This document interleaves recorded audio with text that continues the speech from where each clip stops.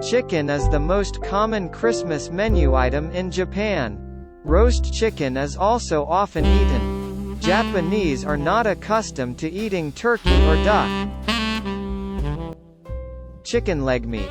The part at the base of the leg, fatty and rich. It contains vitamins A and B2, niacin and iron. It is expected to improve immunity, prevent high blood pressure, and relieve fatigue.